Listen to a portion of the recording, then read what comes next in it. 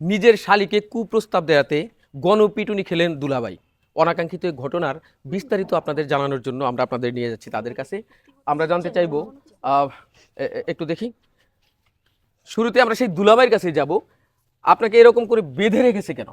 ষড়যন্ত্রমূলক ভাই বাইরে রাখছে আমার বউ ভাই। আমাকে এমন পেদানি পেদাইছে ভাই, আমার গোয়ার হাড্ডি মনে হয় যে নড়বড় হয়ে গেছে ভাই। এটা কি ঠিক করছে ভাই? আমি আমার শালির সাথে একটু রহস্য করতেই পারি, সে তো আমার শালি, মানে আধা গড়ালি। শালির সাথে আমি মনে করেন যে একটু রহস্য করছি, এই জন্যই মনে করেন যে ভাই আমাকে এমন পেদানে পেদাইছে আমার বউ, ষড়যন্ত্র করে আমার ফ্যামিলি নিয়ে, পাড়া প্রতিবেশী নিয়ে পেদায়া ভাই আমার দেহানি একটু চেক দেন, গোয়ার হাড্ডি ফাটা ফেলাইছে ভাই। না, সেটা চেক দেওয়ার জন্য ডাক্তার আপনাকে চেক দেবে, কিন্তু এই ঘটনার সত্য কতটুকু রয়েছে তা জানার জন্য আমরা আপনি তো হ্যাঁ আসলে আপনি আমাদের বিস্তারিত বলবেন। আপনার দুলাভাই যা বলছে কথাটা কি সত্যি বলছে না মিথ্যা বলছে সেটা আপনার কাছ থেকেই শুনি। মিথ্যা কথা, কারণ হে আমি নিজের ভাইয়ের মতন দেখতাম। হে যে আমার কুপ্রস্তাব দিব এর নামে আগে জানি না। হে একটা নোংরা মনের মানুষ। হে আমারে কয় কি যে তোমার লাগে আমি এগুলা করবো ওইগুলা করবো, এগুলা তো প্রকাশ করা যায় না, জানেন না?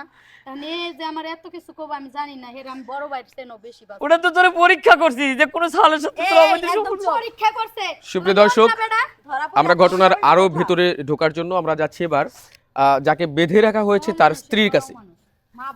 আচ্ছা ম্যাডাম, আপনি আমাদের বলুন আপনার স্বামীর কি ধরনের চরিত্র? আপনি এর আগেও কি কোনো কিছু লোকেট করেছেন কিনা, বা এখন উনি যা বলছেন তা আপনার সত্যি বলে মনে হয়েছে কিনা? ফুলের মতো আমার চরিত্র ভাই। ওর চরিত্র খারাপ।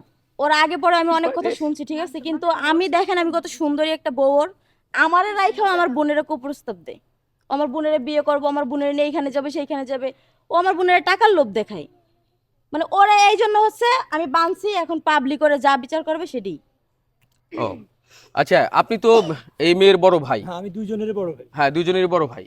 তো আপনার বোন জামাই যে কাজটা করেছে এটার জন্য আপনি কি করতে চাচ্ছেন এখন? আরে আমার কপালে দুঃখ, এক বোন দিলাম, বোনটা সুখে থাকুক, আরেক বোনকে কুপ্রস্তাব দিছো। শালারে মনটাকে জুতা দিয়া পিটা সোজা কইরা দি। একটু শান্ত হন আপনি। হারামজাদা দেওয়ার কোটা দিমু আরে পিটা। বলেন ভাইয়া। আর ওই যখন নাঙ্গে যেন আবার কল দিতেছে, ওর খালি নাঙ্গের অভাবই নাই। এত বড় লুচ্চা, চরিত্র ঠিক নাই। এই যে আমার পাড়া প্রতিবেশী এই হ্যাঁ, মেয়েটা আপনি ওর চরিত্র সম্পর্কে কিছু জানেন কিনা? জানি, আমি দেখি আমাদের বাসার পিছনে একটা বাগান আছে, সারাক্ষণ বসে বসে ফোনে কথা কয়।